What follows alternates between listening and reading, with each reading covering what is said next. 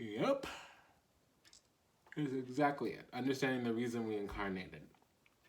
And like I said, we need to look and find our own shadow. In the sixth house, the work that you do, not the money you have, not your career, but the work that you do, is the devil card. Now, this is a beautiful devil card. I love it. I'm going to show it to you. It's deep, though. It's going to take quite a while.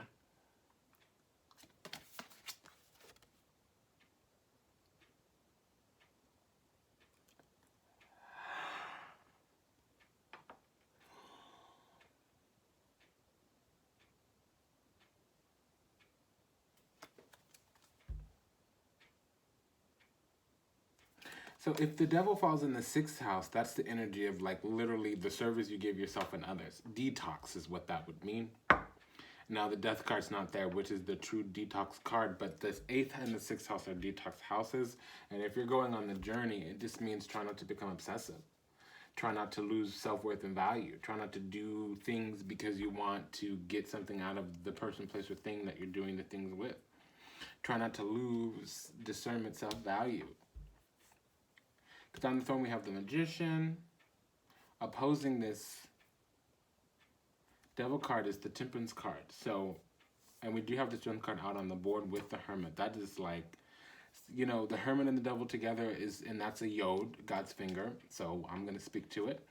That is facing bullies, shining a light in the dark, being a bright light in a dark place. And it is overcoming one's lower nature as well. And it can also be, you might have been kind of toxic, even though you looked good, because this is our energy here. Now, my official findings is that this is an incarnational cycle. This is a journey to the underside. This is, and the journey to the underside really is life coming into the body, manifesting on the other side of the sun portal. And I'm really, truly, genuinely saying that because look at that Hermit. Do you understand? So we're, even though the devil's out and in a prominent area, it's really like doing shadow work.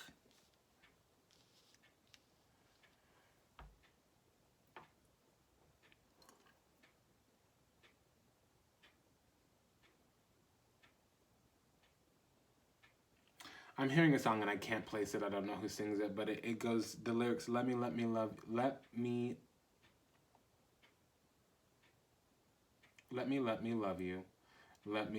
treat you right. Let me hold you. Let me hold you tight. Let me love you. Let me hold you tight. Your love is wonderful. Your love is beautiful. Your love is something.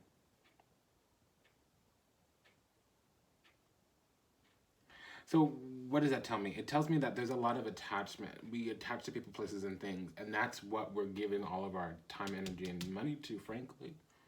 Because the sixth house also is the comforts, like the food you put on your back, the food you put on your back, the clothes you put on your back, and the food you put in your mouth.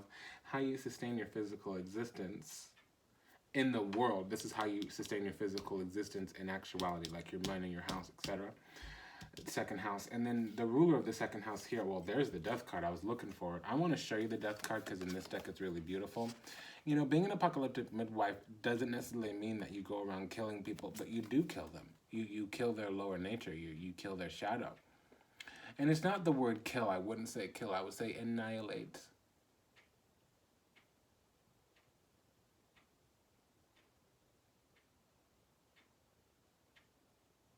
Mors junua vitae, vita junua mortis.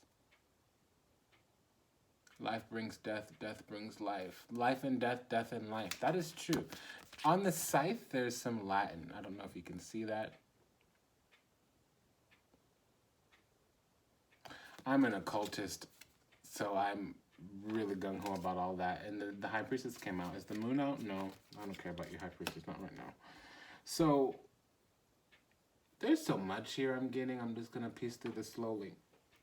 Again, my findings are that we're going on a journey to the shadow, to the dark side, and that's what the Sagittarius full moon is going to show us about how to liberate our spirit, liberate our soul, understand where we've been giving our power away. We're moving on towards this discernment. We have the Hermit and the Strength and La Temperanza, the Temperance card. So we'll be governing from the higher self, expediating, transmuting our shadow nature. Now, we start right now with needing to drive life forward, and we're noticing that the way we navigate through the world is conflicting us. So we're conflicted, we're confused. We need to come to the bottom, get to the bottom of this attainment of some type of philosophy. Philosophy, I would say.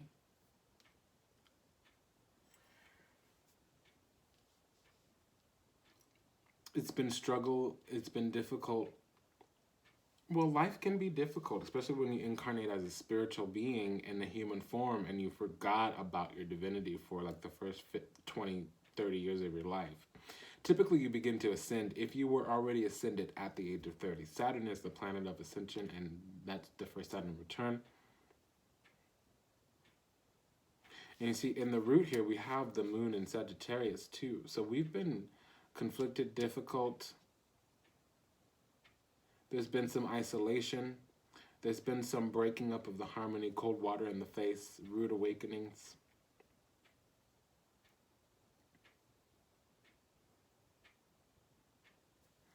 And that would mean that we've been doing work not just in this lifetime, but work over previous lifetimes. You know, there's no way not to talk about the incarnational cycle and all of the cumulative lifetimes with Sagittarius. There really is no way.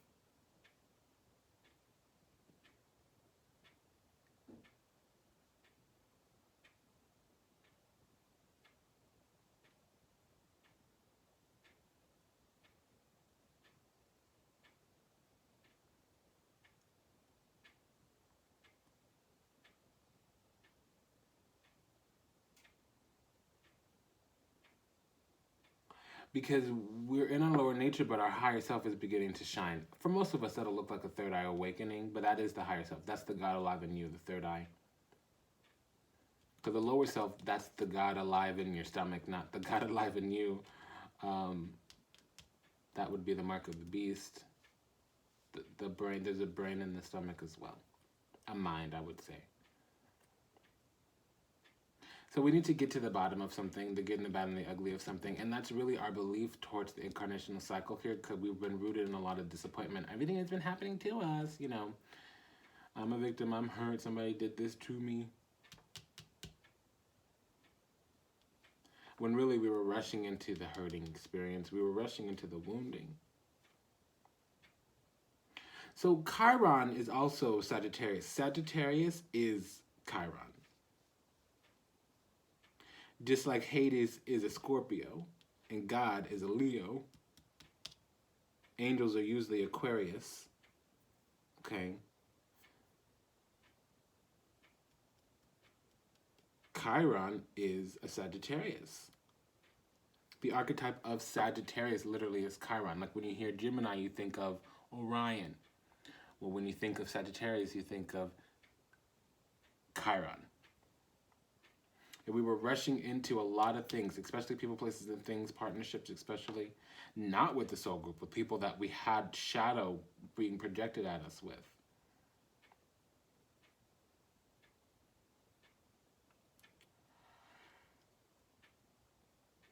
There's been a lot of situations where we've been giving away our power. And we're beginning to work through that, because we have this emotional mastery, the ability to discern what it is that we're experiencing and the illusion of it and the truth about it as well. And we have 2 nights. So 2 nights is a call to action.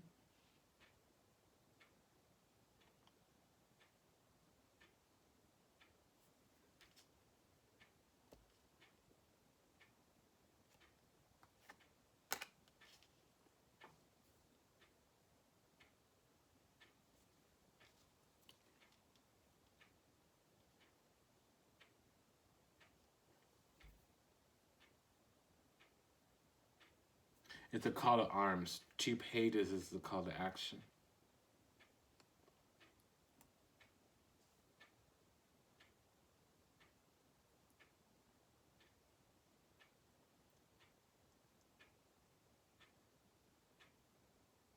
This is time that we start ruling from the head, because we've been ruling from the lower nature. And that's why we have the strength card in the second house. In the recommendation, it's saying here, practice discernment, because what cannot be changed is that you're in an environment of needing to transmute. There's always going to be a little bit of bad with the good. There's always going to be a little bit of good with the bad. And see, right after the opposite sign of Sagittarius is Gemini. And Gemini talks about the fact that you're born with a higher self and a lower self. That is the concept of Gemini. Gemini is the heavenly beings. And see, we're in the solar month of Gemini with the lunar phase of Sagittarius, the lunar phase being the full moon. So we have Cancer, Gemini, and Leo, and those are all sequential signs. So Gemini is the fact that you're born with a higher self and a lower self, and you choose your path through the world. And that's the agreement before you fall out of the heavens. Most humans, especially ones with activated melanin, regardless of the color of your skin, black or white, purple, green, or yellow, if your melanin is activated, you're an angel. You're a heavenly being. Yeah, you might not be in heaven, but you're a heavenly being. And that's what Cancer is. It's like, okay, if you can live from the heart, then you're going to pass judgment, because your heart will not be heavier than a feather. Because there's a little bit of good in the bad, and there's a little bit of bad in the good. There's a little bit of light in the dark, a little bit of dark in the light. That's the concept and idea of yin yang. That's the alchemical symbol for Cancer. And then you have the yin reaching for the heavens. You have the lower self reaching towards the sky, finally. That's the alchemical symbol of Leo. This is a straight channel, y'all. I don't talk about this stuff a lot. It's coming right through me. So here on the throne, the knowledge that we're holding is that the universe is conspiring to help us, and we're just sitting there meditating. This is the Magician. For those of you who are in the Ifa house, the voodoo house here, it's Fotwala, Ampu, Anubis, okay? He's the Legba for Saturn. He's the Sakpata's messenger.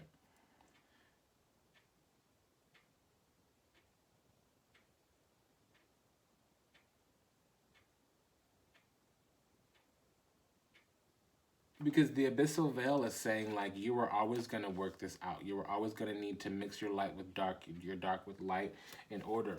And it was because you needed to understand the wounding of giving away your self-worth and value. You needed to sit there and watch you breaking your own heart and not being able to stop it, so that you can realize that the devil got a hold on you because of love, right? And then you had to eventually find a way out. Well, finding a way out would have been getting to the experience and then getting sick and tired of being sick and tired.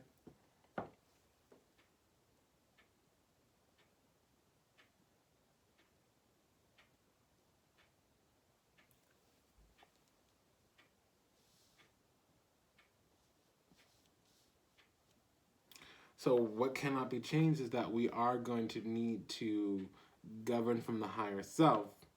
What's going to be of a great support is that we would have found strength, courage, and wisdom through self-worth and value. What's already manifesting here in the material is the fact that we are conflicted and confused, and we're moving through it. And it was really because we didn't have a truth about the incarnational cycle. What's about to be manifested for us towards the new moon is, or what's about to transpire towards the new moon, is we get to the bottom of the good, bad, and ugly, especially around our soul and around our divinity. Now, in the higher realms, what's really been going on is the full embodiment. We need to make a lot of investments in our physical power, our spiritual power in the material, understanding our divinity in while we're incarnated, doing everything we need to do to remember that, leveraging the last 7 lifetimes as well. The last 7 lifetimes. This is the 7 of Pentacles. The Merkaba body there. That cube is the Metatron cube, which is La Temperanza. La Temperanza is Metatron. Or another word for that would be Archangel Michael. Archangel Gabriel would be on the Judgment card. Uriel would be the Justice card, and the Lovers would be Raphael. So we have Archangel Michael here. Another word for that would be Metatron, which is the matrix, both the universal matrix and the false ascension matrix. So the advice here is to allow the universe to strip the reality. And I normally wouldn't particularly be fond of the Five of Cups. I like it better than other fives. But the thing about it is whenever the king comes out with a five, it means that you're making the changes. You're pouring over the cups. A lot of people think I'm weird because I meditate on my pain. I meditate on my emotional anguish, because that's like me doing self-work, taking an inventory, I call it. So that's kind of this energy here, like sitting and looking at your heartache to learn a lesson, and like invoking that yourself instead of the universe doing it to you. Because the universe set up the circumstances, but you're literally doing the work here. And so that's what Sagittarius is going to bring. The culmination here is going to be discernment about the shadow and what led you here, and also the beginning to remember previous lifetimes or previous incarnational cycles, or if you don't remember, because not everybody has that claircognizance, you would be leveraging the power, the full power of at least the previous 7 incarnations. So I'm going to read this a little differently now.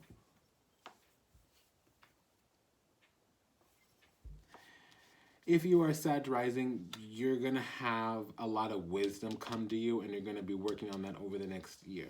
Okay, if you are a Capricorn rising, you're going to be finding strength, courage, and wisdom, because there's been things out of your control that are finally going to be, you're going to know what it is. You might not be able to do anything about it, but you marshaling up your resources, leveraging the eternity of yourself, you're going to have a new beginning that way. And I know the full moon, it has to deal with endings and culminations and etc., but it's a new beginning for you because you find strength, courage, and wisdom.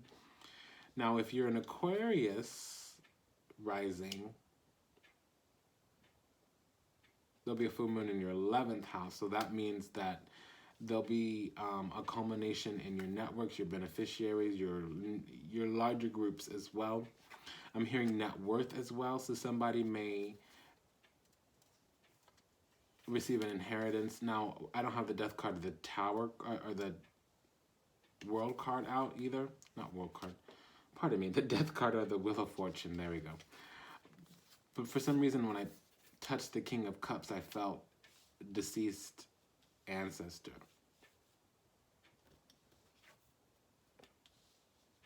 Because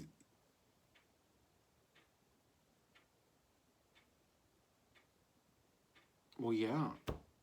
I mean, if the full moon's going to happen in your 11th house, there would have been ending. I'm getting inheritance. Now, inheritance doesn't always mean financial. You can have a spiritual inheritance as well. Somebody in your family may read you in on the family secret, and it happens to be some type of spiritual gift. In our family, we have a spiritual gift, and it's a secret. We don't tell the young ones. It's not uncommon. I mean, it sounds preposterous to some people, but to other people, they're laughing because they know exactly what I mean. Aquarius rising. And then Pisces rising. Okay, so look up this song, Pisces rising. Na, ri, na. N-A space R-I space N-A. And the artist is Lunar. She's Cape Verdean, but she lives in Lisbon, Portugal. And there's a song coming up.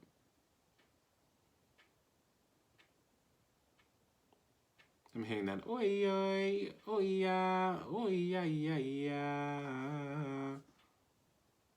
It's the Lura song, or O Narina. Sometimes they spell it O,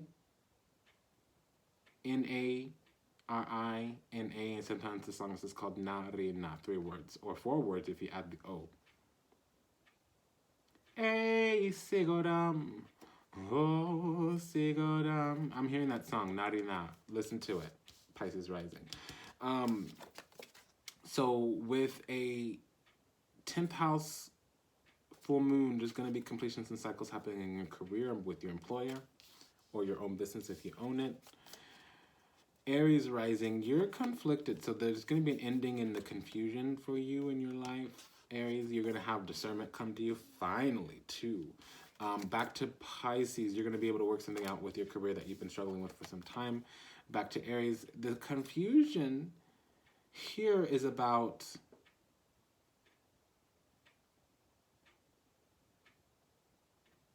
there's a hobby, wish, drive, passion, desire that you want to embark upon. Now you're motivated about it. It's a burning desire. You're very passionate about it. I'm being told that you're trying to start a business. Now that can't be for every Aries watching, you know? So I don't understand here. Like, Eight of Swords does that to me. Okay. That's what this is. So there's going to be some confusion in... And see, that's your 9th house. So there's going to be some new beginnings in your belief. You may become a spiritual entrepreneur and you're trying to, you know, validate yourself to others, you know. Solidify your clout, solidify your standing. That's because you're worrying about other people. Aries, you know better than worry about other people when you're trying to do you. If they ain't your family, if they ain't feeding you, fucking you, financing you, drop them, let them go. Okay? Taurus. Now, this for you is going to be rather difficult because it's going to bring up some wounding. And see, Taurus, I love you, Taurus, but I'm about to ring you a new one. Taurus has this little thing. I know what you're thinking. I know what you're feeling. I know what you're going to do. Or you were doing this last week. Why aren't you doing it again? Like you don't understand that people are allowed to change in the moment. You don't have to be who you were 5 days ago, 5 years ago, let alone 5 minutes ago. So... because something about the way you experience is dependent on other people. You have some shared emotional needs with other people that's unhealthy. Now, to a lesser degree, because I don't need to bag on every Taurus, you might be stuck in a situation where you're getting your needs met. Maybe it's food, maybe it's clothing, maybe it's sex, maybe it's money. And you're going to need to break that up. You may also have some fear around your in-laws. I feel like if that's the case with your in-laws, there's actual abuse in the household that nobody is willing to believe, or no, you haven't yet been able to have courage to speak up and say to the environment. So it's different strokes for different folks, because I'm hearing that you're holding on to how you think somebody else should be acting, and it's effing you up. You need to be doing things yourself. You need to go to the task of freeing yourself and gaining back your own power. And that's what the Sagittarius full moon is going to help you. The biggest obstacle to your own invocation of your own personal power is going to begin to be released today. It's going to start. And over the next 2 weeks, you're going to have a lot of insight into how to gain your power back. But you also need to understand you're participating in this. Like there's something you're giving your power to. And it's a BS story you're telling yourself that the power is outside of you, the answer's outside of you, and you're waiting on somebody else to do something. And that's a cockamamie little story you tell yourself. You're creating a karmic debt as well with the devil in the 6th house. I'm sorry to tell you, but that's karmic debts.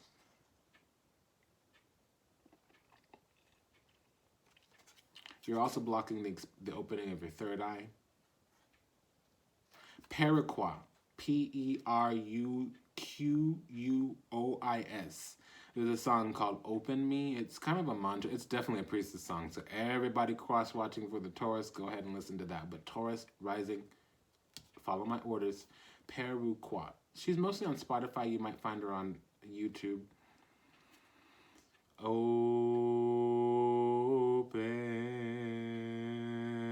me.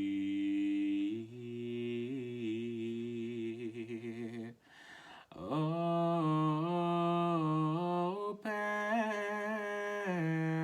me.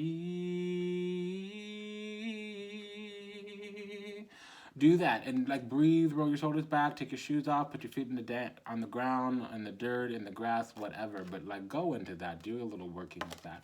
And if you're planning, doing your full moon banishing and revocation and recension and return to sender and all that stuff, return to rightful owner as well, RRO statement. Just Google that, RRO statement space ascension, and it'll come right up. RRO as in Arak, October, Romeo, October, RRO statement.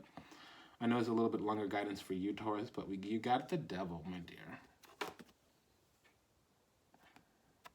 So if you're going to be doing a ritual, put the Peruquois, that's perfect priestess music in the background. Open Me by Peruquois. Peruquois. Peruquois. Taurus. Gemini. You're the partner sign for this month. Gemini rising.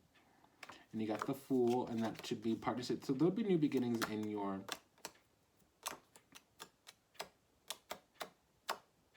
partnerships. Now, it may be that you're finally leaving.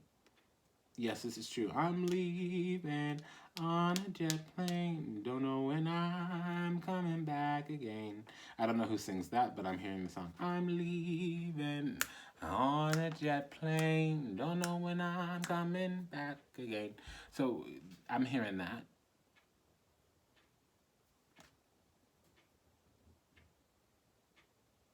Uno, due, tre, quattro, cinque, sei. 7-pointed star. That cannot be. Uno, due, tre, quattro, cinque, sei, sette. No, it's a 7-pointed star. Now that's Saturn. So that's incarnation here. So it might be that you're finally learning your lesson. You're finally getting the picture. And it seems like you're in an ooga booga stank ass relationship, partnership with some stupid situation. And you're finally fleeing. Over the next 2 weeks, you might find a way out. Healing, clarity. See, I thought that was an 8-pointed star, and then that Kate Bush song came into me, because 8-pointed stars represent the sun. A lot of people want to argue. I don't care to hear it. Pardon me, I'm just defensive. And for no reason other than I like to argue. I'm a Sagittarius and I got a big mouth. So, and I started hearing that, I see your sun coming out. The 8-pointed star is the Ishtar gate. That's literally the incarnation. And the 7-pointed star is Saturn, and Uranus steps down into Saturn. That literally is the spirit coming into the physical. So that's a lot of esoteric, fancy footwork there, but... Ooh, I just know that something good is gonna happen. Oh.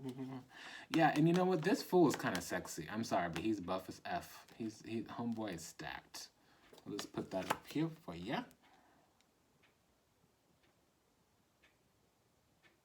Okay. So I can't go loving up on a tarot card, but... And he has horns here, and he's blind.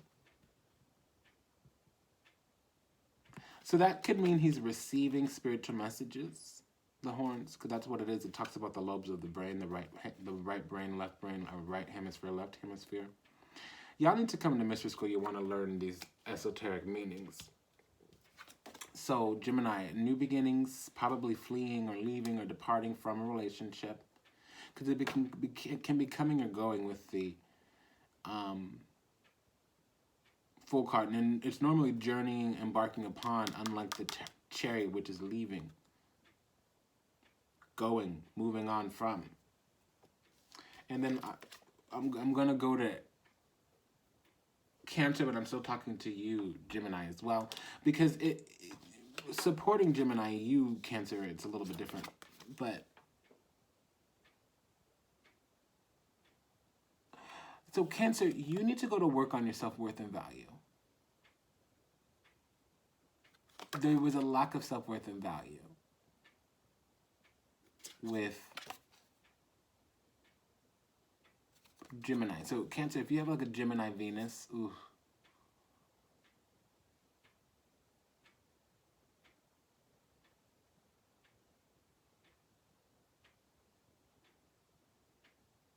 You don't see your own power and you let other people steal it from you. And you seem like a walkover, doormat to other people. Like you're some soft, soft. That's what I hear growing up, don't be soft. I'm not soft. I'm still going to be as feminine as I want to, though. So, pardon me. I'm in a rare form, as you could see. So that's what it is, self-worth and value.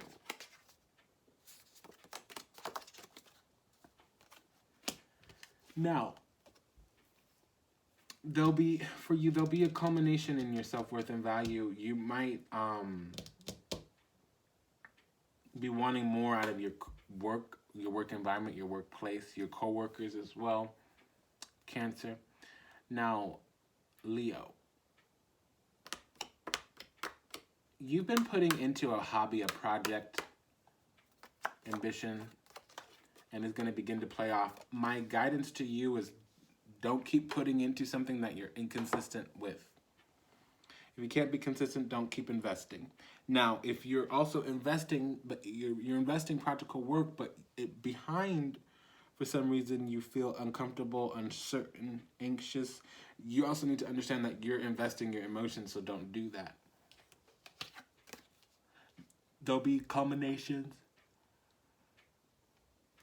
in your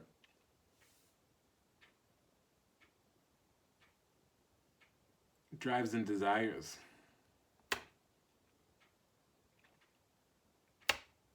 Virgo. Be more loving, my dear.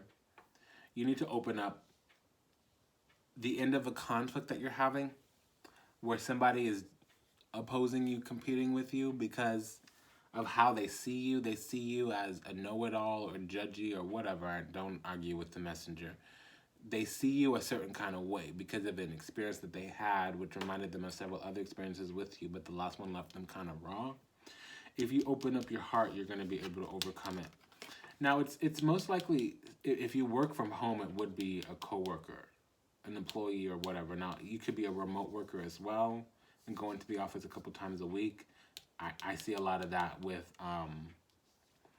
at-home care practitioners. Like, say you help the elderly or you do like Meals on Wheels or something, so you're out in the field a lot, but you might spend a day or two a week at the office. That's coming through. I'm actually seeing it. Ultimately, there's somebody in your life that you will, they may be a friend, and they think that you're overly critical of them, so you need to open up your heart and you need to take gestures of love. See, but the thing with Virgos is when they critique, that's actually them loving on you.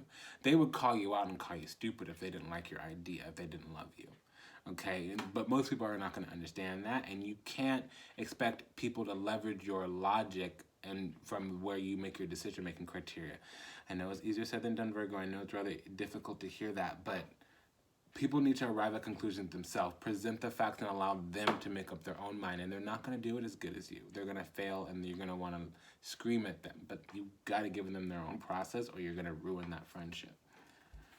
Libra, there's truth here for you, my dear. You need to allow difficult messages to come to you.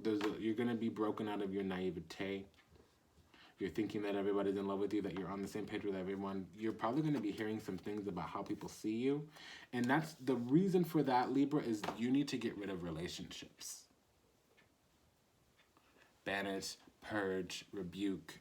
Okay. And that's really you. It's gonna be hard.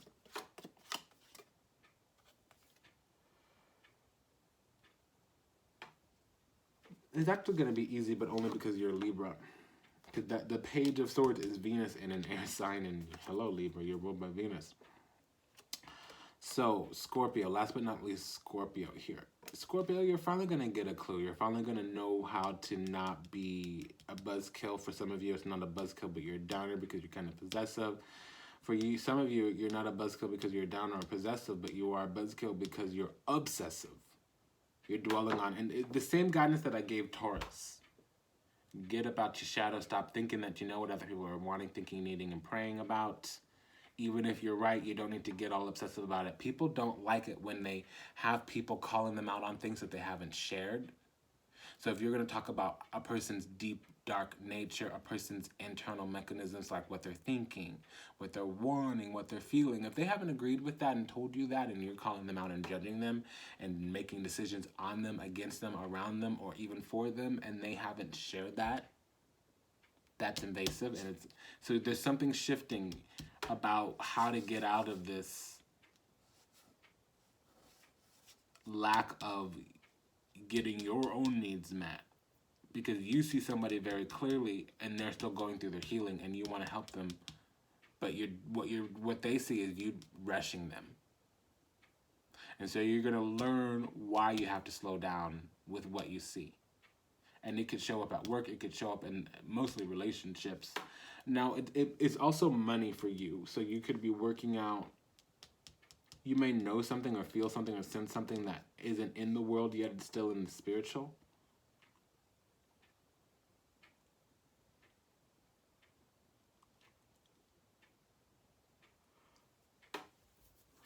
You know that something good is going to happen, though, as well, and you're just waiting patiently.